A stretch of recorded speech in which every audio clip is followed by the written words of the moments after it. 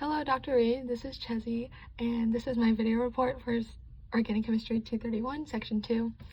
And I'll be explaining my unknown samples using IR and NMR spectroscopy. So, the first one I'll start by explaining is my IR spectrum. I had unknown IR number 4, group 4, and just a brief procedure of how I got this data. I simply just placed a small drop of the unknown sample onto sodium chloride plates and placed it into the machine to be analyzed. And this is my spectrum.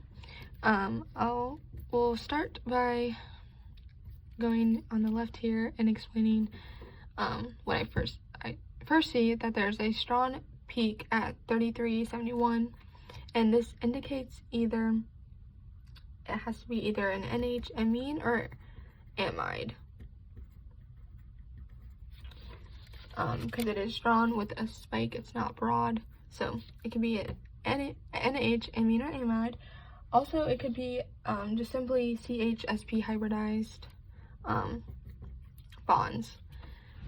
And then going more to the right here, I see that there are strong peaks at 30,000, just above 3,000, and that indicates sp2ch bonds. I also see strong peaks just below 3,000, which is typical CH-sp3 hybridized bonds. And then I don't see anything here really to determine, but I do see just below the fingerprint region, I see a 1604, and this indicates an aromatic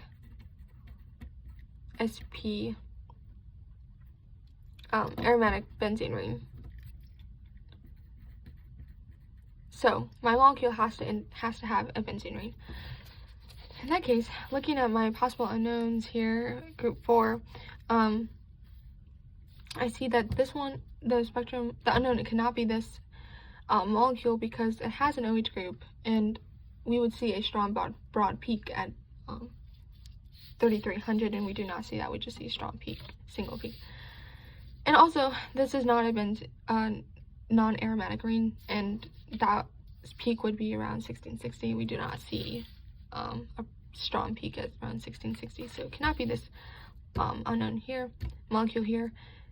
It cannot be adipic acid because it has an OH group, so we would see that broad, strong peak once again, but it also contains a carbonyl group, and in order to be a carbonyl, it has to have a strong peak at roughly 1700, and we do not see that indicated in the spectrum. So it cannot be adipic acid, so just process of elimination, it has to be benzylamine, and this checks off all the boxes over here because there's an amine group, so the 3371 has to be indicating the amine, and there's a benzene aromatic ring in this molecule. We see that at the 1604, and we see sp2 and sp3 CH bonds. So in that case, unknown number 4 is benzylamine. Alright, so moving right along here to my NMR spectrum for my unknown. I had unknown NMR 1, and just a brief summary of my experimental methods. I placed 0.5 milliliters of CDCl3 and 0.5 milliliters of my unknown sample into a test tube, mixed it, and then pipetted that into an NMR tube to be analyzed into the machine. So once I did that, this is my spectrum. I see that there's nothing past 4 ppm here. There's no peaks, so I can automatically assume that there's not a benzene ring, aromatic ring in this possible unknown, because that would show up around 7.2 ppm. So I can automatically cross off all the ones that have benzene rings.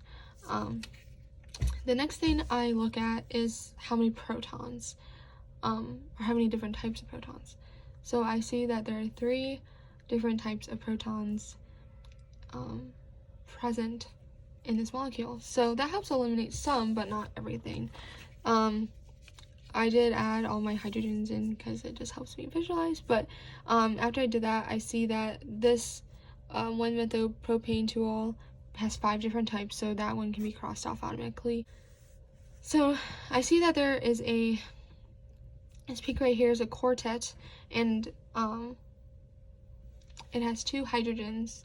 So, and when this happens, this usually is indicates that the atom or the hydrogens are next to an electronegative atom.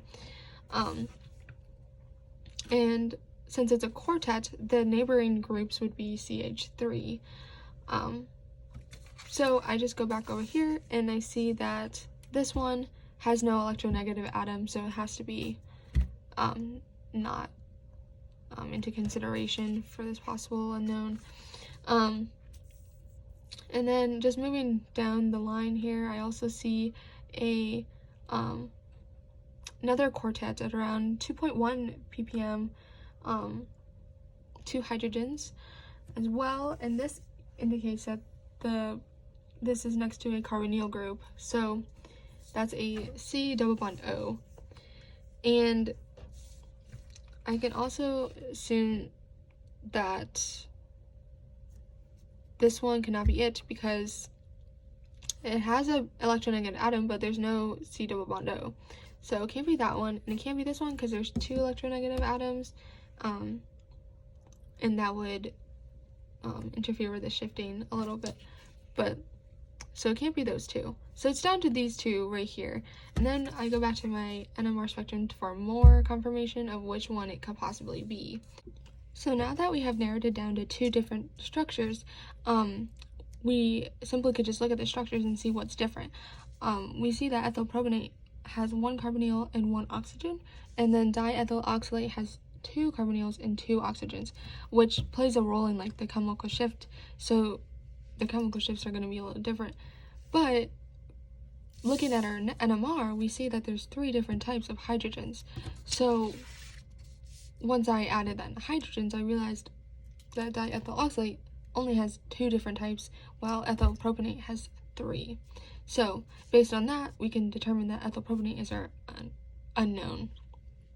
But just to confirm that and explain that a little bit, I can use NMR and see that to confirm that. So ethyl propionate, you can see it has these two H's are adjacent to 3 H's, which means that according to the N+1 rule, that's going to show up as a quartet.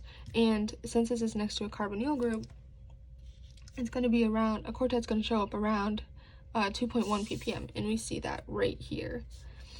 And then also these 2 hydrogens are also adjacent to a CH3 group, so that's also going to be a quartet around 3 to 4, because 3 to 4 ppm is next to an oxygen or electronegative atom. So we see that right here to confirm that. And then this peak here is 6 hydrogens, and it looks like a multiplet